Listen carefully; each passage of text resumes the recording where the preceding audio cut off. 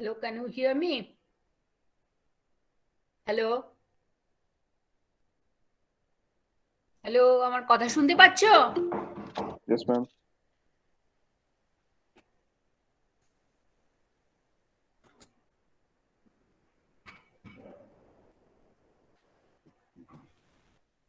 So, for electric drive, we have to select the motor.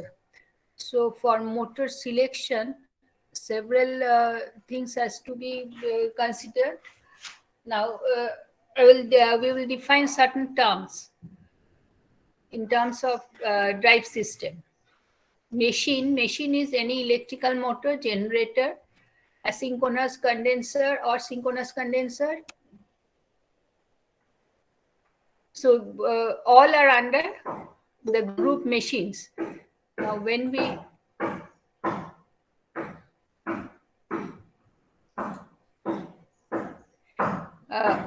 have to specify the rating of the when we say the motor means which will drive the load. Might be mechanical or hydraulic, whatever it is.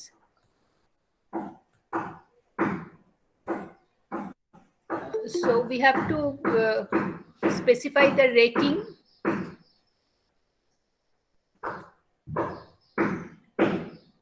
of the motor.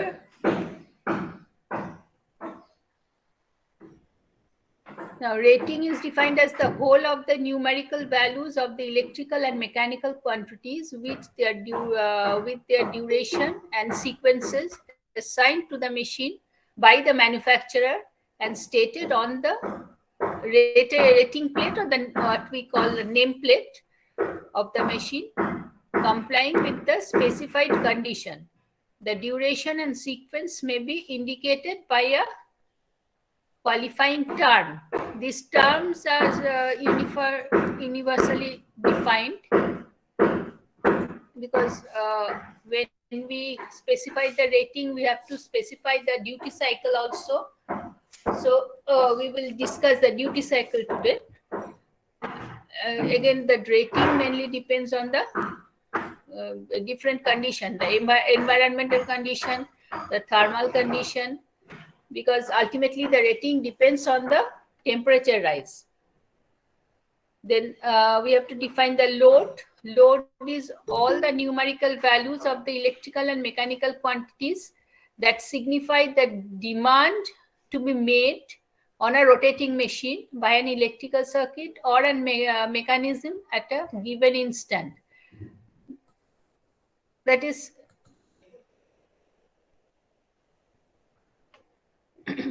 so if it is a pump, then the flow rate, the height, this will decide the load. Then rated output. The output correspond to the rating. That is the rating which is specified on the nameplate. For different machines, the output represents the following. For DC generator, the electrical power at the terminal expressed in watt. That is, in DC generator, there is no reactive power. So the electric power which is generated at the terminal, that will be the voltage into current that will give the power of the generator. For AC generator, the apparent electric power available at the terminal expressed in volt ampere together with the power factor. That is because in case of AC generator, we have active power and reactive power. Now the reactive power, the active power is the portion which will drive the load. Now, but the reactive power has to be supplied. Now, for AC generator, always we specify the volt ampere because volt ampere is the ultimately the rating depends on the temperature rise. Now, temperature rise again depends on the losses. The main losses are the I square R loss in the field, in the both the stator and rotor circuit, and the core losses and the mechanical losses. Now, the I square R loss that what we call the copper loss, is proportional to I square R. So it depends on the current, and the core loss depends on the voltage. So ultimately the loss will depend on volt ampere. Whatever be the active power, that loss ultimately depends on the volt ampere. So power factor volt ampere has excuse me ma'am, first পয়েন্টটা যেটা ছিল DC জেনারেটরে, মানে DC জেনারেটরে আউটপুটটা তো ma'am electrical output হয়, তাহলে তো ওটা ভিএ তে হওয়া উচিত ম্যাম, ভোল্ট অ্যাম্পিয়ারে। ওটা ওয়াটসে কি করে হচ্ছে? ওটা ওয়াটসে, ওটাকে ওয়াটস ডিফাইন করা, বিকজ তোমার রিঅ্যাক্টিভ পাওয়ার তো নেই, ঠিক আছে? রিঅ্যাক্টিভ পাওয়ার নেই, দ্যাট ইজ অ্যাক্টিভ পাওয়ার, কাজে ওটাকে ওয়াটেই ডিফাইন করা হয়। যখন এসি আসছে, then we have the reactive power, so we have to define in terms of volt ampere, and the power factor has to be mentioned also, because the active power which the machine can deliver, that will depend on the power factor. If the power factor is low, then the reactive power is high, but the output will be low. So for generator, always the design power factor is specified. For motor, in case of motor, electrical power is the input and mechanical is the output. So the motor nameplate rating, that defines the mechanical power available. Output rating will define the mechanical power available at the shaft, and this is expressed in watt, because this is active power. So if you remember, when we calculate the motor current, induction motor, if kilowatt is mentioned, voltage is mentioned, so our current will be that power divided by the efficiency, because the mechanical power is the output, so input will be the electrical, the voltage and the power factor, we will get the current. So for synchronous and asynchronous condenser, reactive power is in volt ampere, because these things are provided for compensating the reactive power. So it is specified in volt amperes. Now, no load. How we define no load? The state of a machine rotating at normal speed under rated condition, but not giving any output or driving any load required of driving any load. So it is called no load. So under this condition, the machine is running. So it is only taking the losses from the supply. Now, similarly, we define the overload. Overload is any load in excess of the rated load. Rated load is 100% or 1 per unit. If it is exceeded, then we call the overload condition. Now, any machine is always designed to sustain overload for a specified time, but the sustained overload, no machine can withstand, because temperature rise will exceed.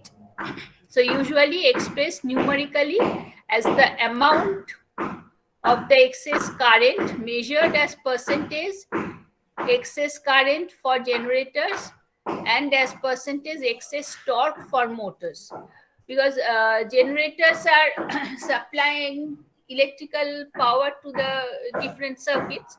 So what we are interested is whatever amount of current it can supply. So for generator, it is overload is normally specified in terms of percentage of the rated current, and for motor what we are interested in the torque of the motor. So it is defined in percentage of excess torque for motor. Then sustained overload, and overload sustained for sufficient long period to affect appreciably the temperature rise of the motor is called sustained overload. For a few minutes, any motor can withstand overload, depending on amount of overload, but it cannot withstand a sustained overload. Sustained overload means when the overload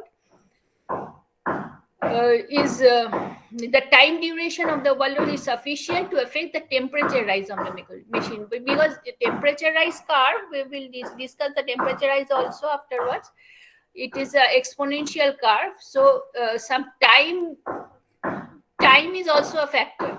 The time it will require some time to increase the temperature. So if the duration is large, so the temperature will go on increasing.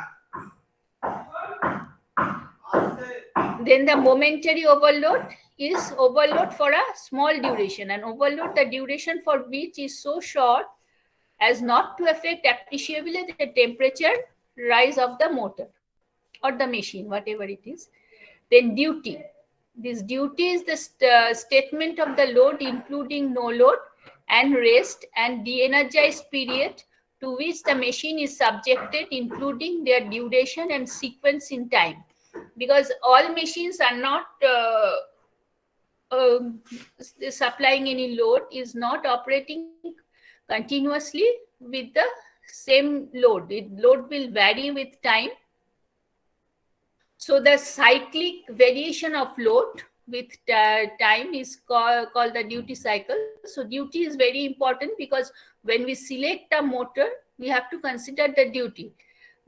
Say for a 1 kilowatt on a continuous load, when we select a motor, it is very easy. We have to select a motor of 1 kilowatt rating.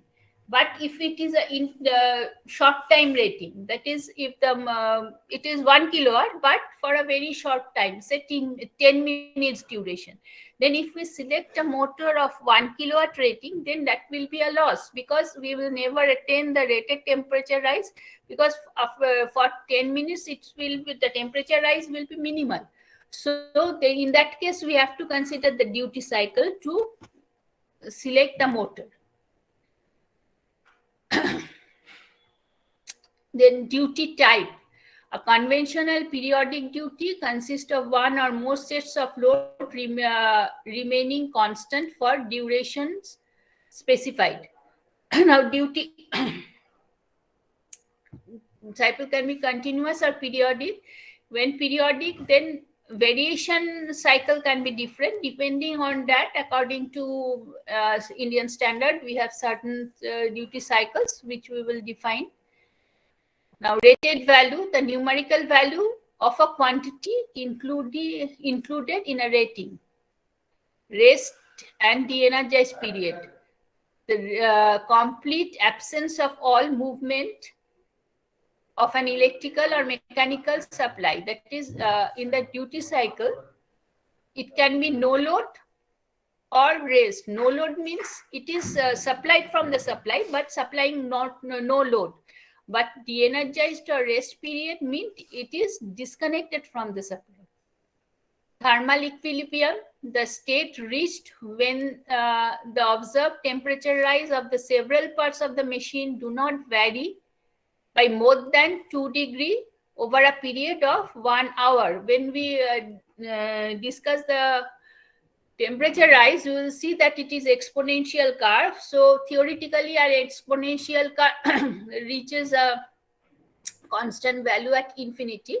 So we have to define certain value when we say that equilibrium has been reached. So it is plus minus 2 degrees over a period of 1 hour. So cyclic duration factor, the ratio between the period of loading, including starting and electric braking, and the duration of the duty cycle expressed as a percentage. That is, in the total duty cycle curve, so in some portion it is supplying the load. So that ratio of that time and the ratio of starting an electric braking, that will define the cyclic duration factor. Breakaway starting current of a breakaway starting current. Now for a AC motor, the highest RMS current absorbed by the motor when at rest and when it is supplied at the rated voltage and frequency. These current values applies after the disappearance of transient phenomena.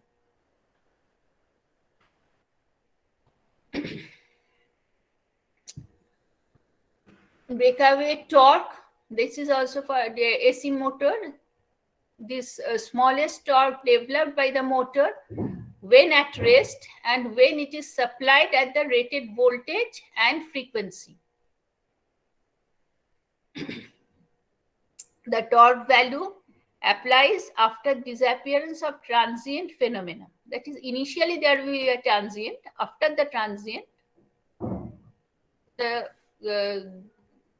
that condition we measure this. Pull-up torque. The pull-up torque is the smallest torque developed by the motor between zero speed and speed which corresponds to pull-out torque when the motor is supplied at the rated voltage and frequency. This definition does not apply to those synchronous motors for which the torque continuously decreases with increase in speed. This term will be asynchronous motor, because synchronous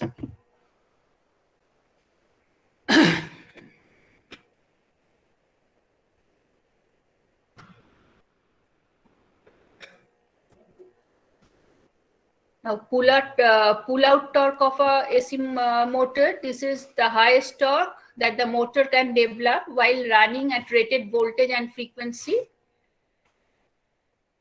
This definition does not apply to asynchronous motor of which the torque continuously decreases with increase in speed.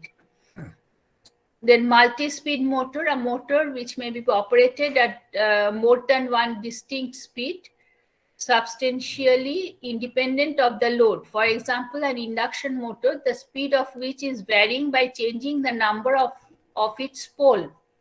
That is, normally induction machine we say for it is approximately a constant speed motor unless we provide some control. The speed changes from no load to full load very slightly, and that full load speed will depend on the load. But if we have a pole changing arrangement, then we will have a multi-speed motor because the speed is related to number of poles. Now, variable speed motor with shunt characteristic, a motor the speed of which may be varied gradually over a specified range, but which, when once adjusted, remains substantially unaffected by the load. For example, shunt motor designed for range of speed variation. If you remember the DC shunt motor characteristic, it is a slightly drooping characteristic. Now, once you adjust the voltage and field current, then that speed will remain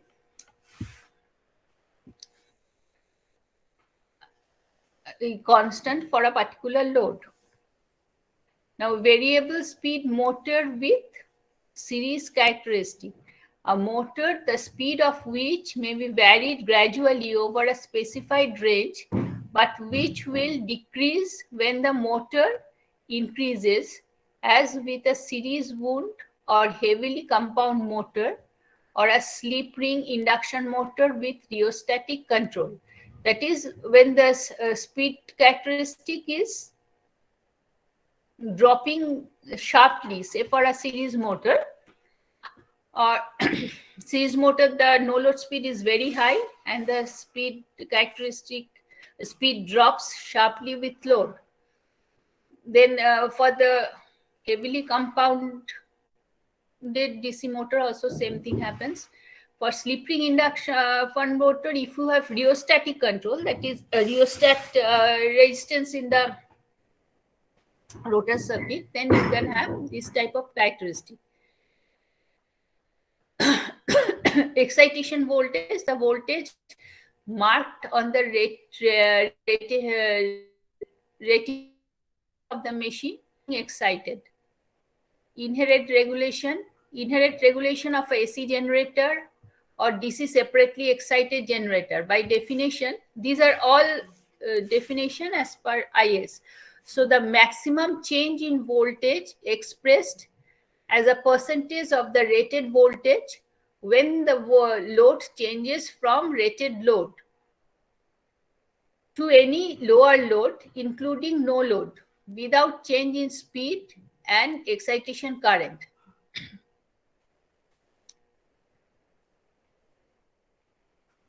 So for generator, as the generated voltage depends on speed, so for and excitation, so speed and excitation remaining constant, the change in voltage for rated voltage when the load changes from the rated load to any lower load, so the voltage will change. The change in voltage, percentage change in voltage, defined as the regulation.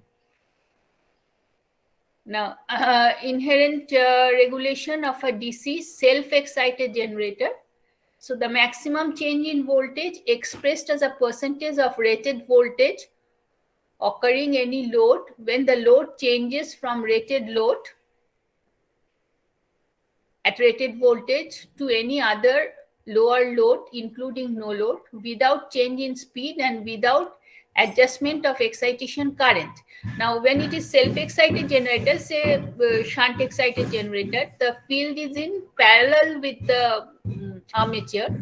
So the field current will change slightly with as the armature voltage changes. So here the previous case we have considered the excitation is constant, but here we cannot consider the excitation constant. Excitation will change unless we adjust it. So speed remaining constant and without any adjustment in the excitation circuit, then the change in voltage expressed as a percentage will be defined as the regulation for DC self-excited generator.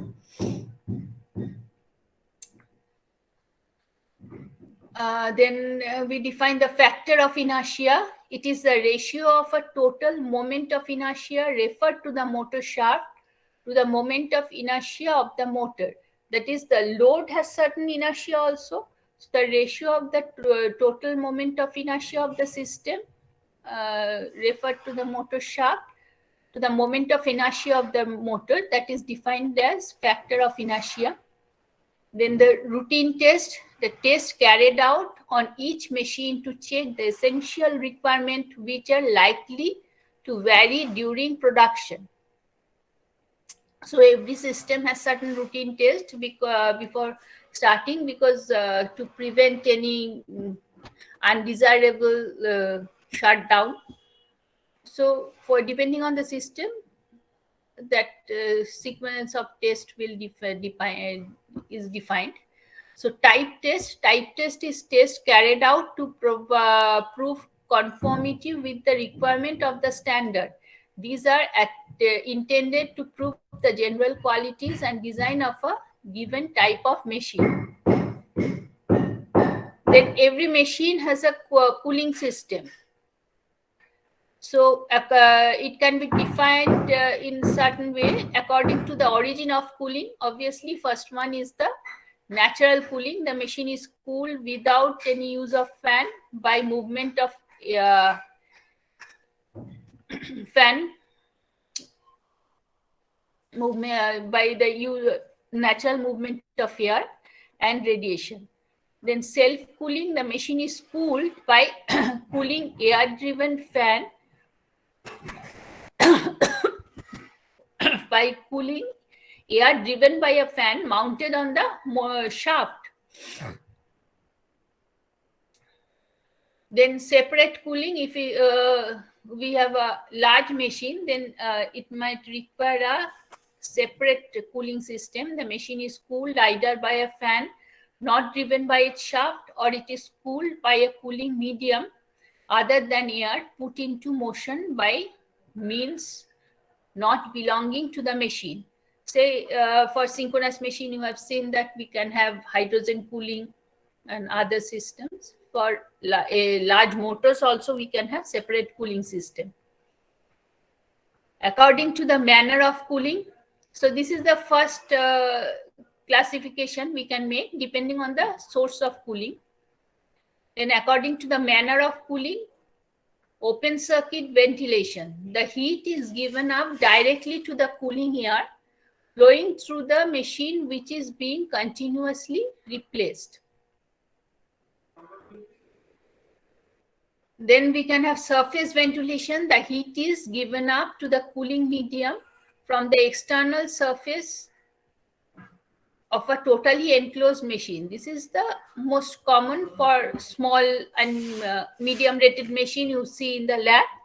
So totally enclosed fan cool machines.